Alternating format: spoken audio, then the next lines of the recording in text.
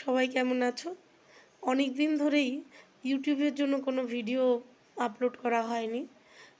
আসলে এটা সময়ের একটা অভাব ছিল।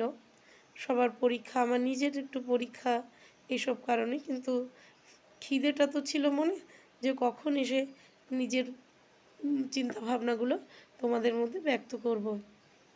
কারণ ইউটিউবের এই চ্যানেলটা আমার করার প্রথম উদ্দেশ্যই হলো, আমরা অনেকেই দেখি যে ইংরেজি ভাষাটার প্রতি আমরা অন্ধকার, একটা অন্ধকারে নিমজ্জমান। কি হবে, ইংরেজি পরীক্ষা, কি লিখবো কিছুই জানি না। ইংরেজি পরীক্ষা, ওটা তো আমি পড়ে দেখিনি কখনো, খুব কম পড়েছি। হ্যাঁ, টেক্সট বইয়ের গল্পগুলো ক্লাসে ম্যাম বুঝিয়েছেন, একটু বুঝেছি, আদারওয়াইজ আর কিছুই পড়িনি। এরকম একটা মানে অন্ধকারের মধ্যে থাকা, এটা আমি আমার ছাত্র জীবন থেকে দেখেছি। তারপর আর একটা বিষয়ে একটু বলতে হয়, সবাই সমানভাবে ইংরেজি ভাষাটাকে বোঝান না। এটা মানে এই নয় যে আমি সব থেকে ভালো বোঝাই, তা কিন্তু বলছি না। আমি দেখেছি ক্লাসে ম্যাম এসেছেন, আমাদের ইংলিশের যিনি টিচার, এক একজন এক একভাবে বুঝিয়েছেন। কেউ, আমি আমার স্কুলের কথা বলছি, কেউ এসেছেন যিনি টেক্সট বুকটাকে হাতে নিয়ে প্রত্যেকটা শব্দ তার বাংলা মানে করেছেন, আবার গল্পটা তার আগে একবার বাংলায় বুঝিয়ে দিয়েছেন, তারপর প্রত্যেকটা শব্দ পড়ে পড়ে বাংলা মানে করে আমাদেরকে নোট ডাউন করতে বলেছেন। এভাবে যাতে আমরা ওই যে বিদেশি ভাষাটা, সেটার সাথে রিলেট করতে পারি, আমাদের জন্য কষ্ট না হয়, এবং বিদেশি ভাষাটার সাথে ধীরে ধীরে আমরা একটা আত্মীয়তা তৈরি করতে পারি। আত্মীয়তা কেন বলছি, কোনো বিষয় যখন নতুন আসে আমাদের জীবনে, নতুন সেই বিষয়টাকে নিয়ে পড়তে হবে এরকম যদি থাকে, তো আমরা তখন ভাবি যে কী করব, এটা পড়তে পারবো তো। তো এই যে ব্যাপারটা আমাদেরকে ওই বিষয়টার সাথে একটা দূরত্ব তৈরি করে দেয়, সেটা যেন না হয়, সেটা আমি চাই। আর ওই টিচার যারা শ্রদ্ধেয়, তারা আমার এভাবে বোঝাতেন, তারাই কিন্তু ভালো লাগার পথটা খুঁজে দিয়েছিলেন ইংরেজি ভাষা সাহিত্যের প্রতি। কিন্তু আর কোনো টিচার আছেন, আমি কিন্তু টিচারদেরকে কোনোভাবে অন্যরকম করছি না, তারা প্রত্যেকে অন্যভাবে ভাবার কিছু নেই। তারা প্রত্যেকে আমাদের জন্য ট্রিমেন্ডাস হার্ড ওয়ার্ক করেন, তারা প্রত্যেকে আমাদের বুঝবার রাস্তাটা খুঁজে দেন অবশ্যই, কিন্তু এক একজনের সেই রাস্তা এক এক রকম হয়। তো এরকমই আর একটা ধরন কিছু টিচারের পড়ানোর, যারা ক্লাসে ঢুকতেন, ঢুকবার পর খুব মানে ও ইংলিশের যে বিদেশি অ্যাকসেন্টগুলো, বিদেশি উচ্চারণ ভঙ্গিগুলো, সেভাবে গল্পটাকে বোঝাতেন, এবং ইংলিশের প্রত্যেকটা ওয়ার্ডের মিনিং ইংলিশেই বলতেন, এবং তারা এভাবেই পড়াতেন। তাতে কি হতো, আমাদের মধ্যে এখনও আছে দুর্ভাগ্যবশত আমাদের দেশের ফার্স্ট জেনারেশন লার্নার, তখনও ছিল আমাদের মধ্যে অনেকেই ফার্স্ট জেনারেশন লার্নার, তাদের ক্ষেত্রে কি হতো, ওই আম, মানে ইংরেজি ভাষাটার সাথে একটা দূরত্ব তৈরি হতো, অচেনায় থেকে যেত।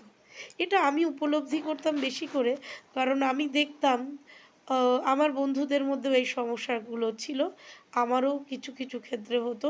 সেই সমস্যাগুলো না আমি বলতে পারতাম না, মানে সেই টিচারকে বলবো, তিনি তো আবার ওটাকে আবার ইংলিশেই একটা এক্সপ্ল্যানেশন দেবেন, আর আমি তো ভাষাটা বুঝি না, তাহলে কি হবে।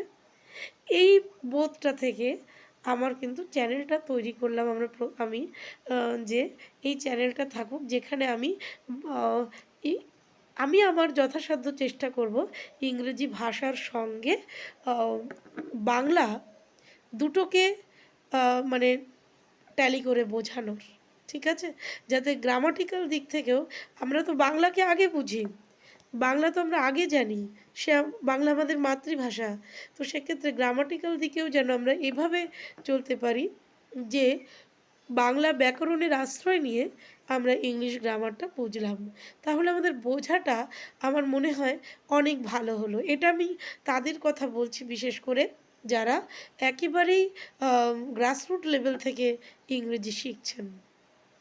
ছাত্রছাত্রী, অভিভাবক যেই হন, আমার এই চ্যানেলটা তৈরি করার মূল উদ্দেশ্য এটা। তো চলো এরপর আমরা একটু আজকের আলোচনায় যাই, সেটা হলো parts of speech. Parts of speech হলো, স্পিচ মানে কথা, কথা আমরা যেটা বলি, আর পার্ট হচ্ছে, পার্ট কি, পার্ট অংশ, কথার অংশ, সেটা হচ্ছে পার্ট অফ স্পিচ। এবার পার্টগুলো যেহেতু একটা নয়, অনেকগুলো পার্ট, তাই আমরা বলবো পার্টস অফ স্পিচ। এই যে পার্টস অফ স্পিচ, এর ৮টা ভাগ আছে। মানে আমরা যে কোনো কথাই বলি না কেন, সেটা একটা ওয়ার্ডে হোক, একটা পূর্ণ বাক্যে হোক, একটা প্রশ্ন হোক, একটা বিস্ময়কর বাক্য হোক, বিস্ময়সূচক একটা অনুভূতি হোক, এরকম যাই হোক আমাদের, সেই সব সব বাক্যের মধ্যেই যে পার্টগুলো আছে, এক একটা অংশ আছে। কারণ আমরা তো জানি অনেকগুলো ওয়ার্ডকে যুক্ত করে যদি একটা অর্থপূর্ণ যে এক অনেকগুলো ওয়ার্ডের সমষ্টি যখন অর্থপূর্ণভাবে আসে আমাদের কাছে, তখন বাক্য গঠিত হয়। এবার কোথাও এমনও আছে যে একটা শব্দেই বাক্য তৈরি হলো, তেমনও আছে, একটা শব্দেই বাক্য, আর সিঙ্গেল ওয়ার্ড সেন্টেন্স। এবার আমি বলছি বাক্য যেরমই হোক, তার মধ্যে যে শব্দগুলো থাকে না, সেই শব্দগুলোর একটা ক্লাসিফিকেশান থাকে। সেটা কি, আমরা কিছু শব্দ বলি শুধু নাম বোঝাই, কিছু শব্দ বলি শুধু স্থানের নাম বোঝাই, কোনো ব্যক্তির নাম বোঝাই, কিছু শব্দ বলি কোনো কাজ করাকে বোঝাই, তাই তো, কিছু শব্দ কোনো দুটো বাক্যকে বা দুটো শব্দকে জোড়া দিতে বোঝাই। এরকম যত কিছুই আমরা বোঝাই, প্রত্যেকটা এই পার্ট অফ স্পিচ এক একটা, ঠিক আছে, এবং ৮টা পার্ট অফ স্পিচ আছে, তার বাইরে কোনোটা নয়।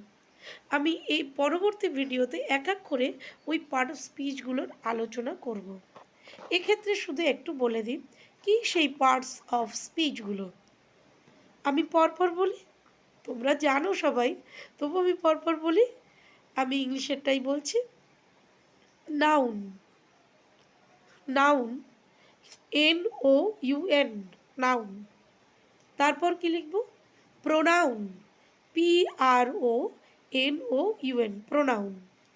তারপর অ্যাডজেক্টিভ, অ্যাড, জেক, JEC, জেক, TIVE।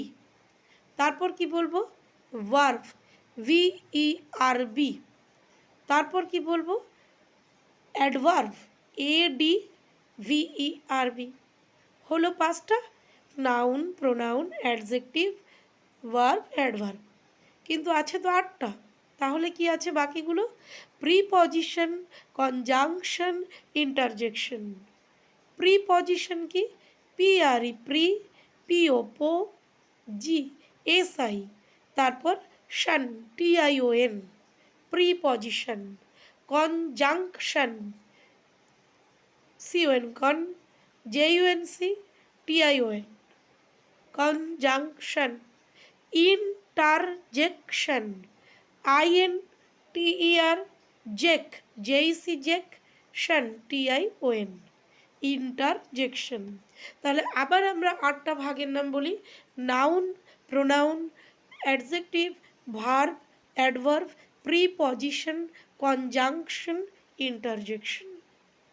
এই যে 8টা পার্টস অফ স্পিচ, এগুলো নিয়ে পরবর্তী ভিডিওতে আমার ইচ্ছে যে তোমাদের সঙ্গে আলোচনা করি, তোমরা বিস্তৃতভাবে এই পার্ট অফ স্পিচকে বুঝে নাও। ঠিক আছে, আজ তাহলে এখন এই অবধি, ভালো থেকো।